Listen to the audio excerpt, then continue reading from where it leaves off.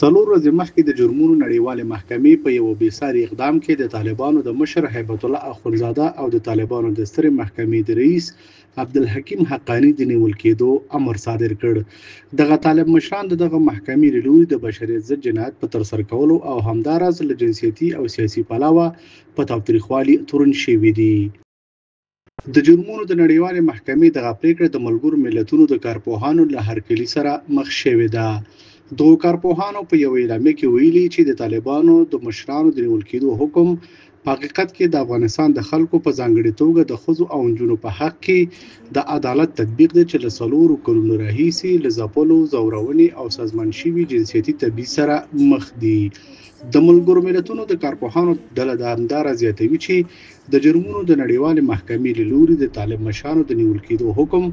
د دې ښکارندویي کوي چې هیڅوک له جزا خوندي نه دي او له مجازاتو خوندیتوب به تل دوام ونه کړي. دا حکم داسې مهال دی چې د روسیې په نړۍ کې د یوازیني هیواد په توګه د طالبانو د رسمیت پیژندنې اعلان وکړ او د یو شمېر اروپایي هیوادونو په ګډون د نړۍ یو شمېر هیوادونه له طالبانو سره په تعامل بوخت دي.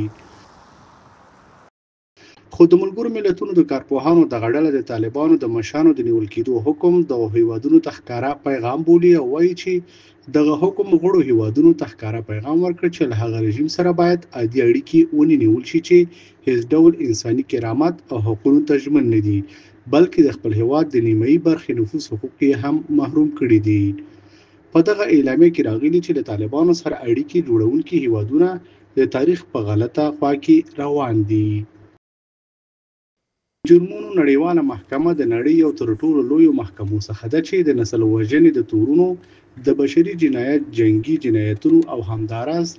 د تیري په تړاو د جنایتونو په اړه کار کوي. د طالبانو پر مشر او د سترې محکمې پر رئیس تور دی چې د بشر پر ضد جنایتونه ترسره کړي دي. د جرمونو نړیواله محکمه په لاحه کې ده او 140 غړي لري چې د انټرپول د پولیسو ترڅنګ د تورنو کسانو د نیول کېدو په برخه کې په همکاري ملزم دي. خو امریکا، روسیه، چین، ایران، پاکستان، هند او یو شمېر نور هیوادونه بیا دغه نړیوالې محکمې غړیتوب نه لري.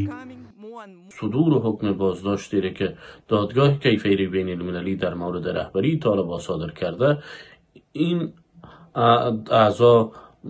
صلاحیت ها و رابط خود با طالبان محدود می سازند و از پذیرش طالبان به عنوان یک دولت خودداری می کنند. د جرمونو د نړیوالې محکمې د څارنوالۍ څانګې د هیبت الله اخونزاده او عبدالحکیم حقانی د نیول کېدو د حکمونو له صادرېدو سره هممهاله اعلان وکړ چې دغه څانګه د جرمونو د نړیوالې محکمې د دارالانشا او د غړو او غیر غړو هیوادونو په همکارۍ د دغه حکم د اجرا کېدو په هڅه کې دي.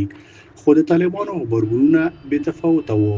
د طالبانو ویان ذبیح الله مجاهد د جرمونو د نړیوالې محکمې د دې پریکړې په غبرګون کې ویلي چې دغه حکم بابیزه بللی او وایي چې دوی د جرمونو نړیواله محکمه په رسمیت نه پیژني.